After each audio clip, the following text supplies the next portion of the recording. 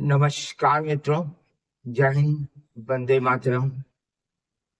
आज मैं आप लोगों के साथ बांग्लादेश में आतंकवादियों के द्वारा जो बातें भारत के खिलाफ कही जा रही है उसके बारे में बातचीत करना चाहता हूं। आज बांग्लादेश के आतंकवादियों द्वारा भारत के विरोध में कई बातें कही गई। सबसे पहली बात है कि विश्व में सबसे ज्यादा इलिस मछली बांग्लादेश उत्पादित करता है, जो बंगाल की खाड़ी में होती है और गंगा नदी से वो बांग्लादेश में प्रवेश करती है। उसी समय उसको पकड़ा जाता है। यानी विश्व का 80% इलिस मछली का उत्पादन बांग्लादेश में होता है, जिसका बहुत बड़ा बाजार पश्चिम बंगाल है।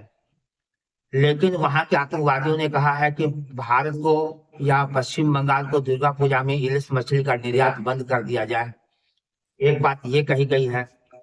दूसरी बात कही गई है कि पंजाब जो खलिस्तान के निर्माण का जो आतंकवादी कार्यक्रम चल रहा था उसको बांग्लादेश के आतंकवादी उसको बढ़ावा देंगे, ये बात कही गई। तीसरी बात ये कही गई कि पश्चिम बंगाल को भारत से काट देंगे। चौथी बात ये कही गई कि चिकन नेक को ऐसा बंद करेंगे कि पूरा पश्चिमोत्तर भारत से उसका संपर्क टूट जाएगा। ये जितने भी बातें कही गई है ये पूर्णतः भारत के खिलाफ है।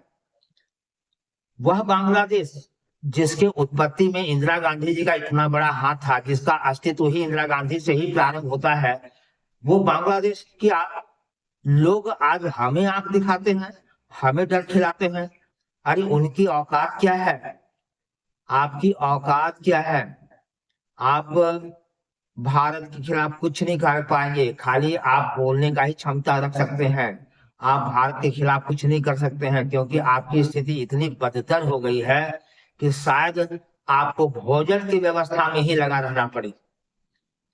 जैसे पाकिस्तान के हाल हो गए, जैसे श्रीलंका के हाल हो गए हैं, जहां हर वस्तु का दाम 400-500 रुपया किलो हो गया है, आपकी भी हाल वही होने वाली है। और भारत आपको सब कुछ देना बंद कर देगा।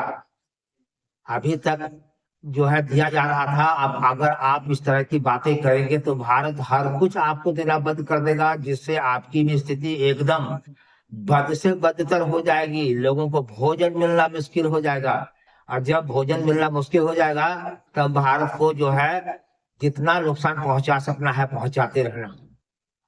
एकदम आतंकवादी का जैसा दिमाग भी रखते हैं, और ना सोच है ना समझ है, जो चाहते हैं बोलते हैं। भारत आज इतना शक्तिशाली देश है कि जब चाहेगा बांग्लादेश को रगड़ सकता है, लेकिन भारत आपके जैसा नहीं है। भारत एक लोकतांत्रिक देश है जो अपना रेस्पॉन्सिबिलिटी समझता है। आप लोग आतंकवादी हैं तो आतंकवादी जैसा ही बोलेंगे, और भारत एक लोकतांत्रिक देश है। यहाँ के नेता इतने ऊंचे सोच रखते हैं कि वह इस तरह की बेहुदे बात नहीं कर सकते हैं।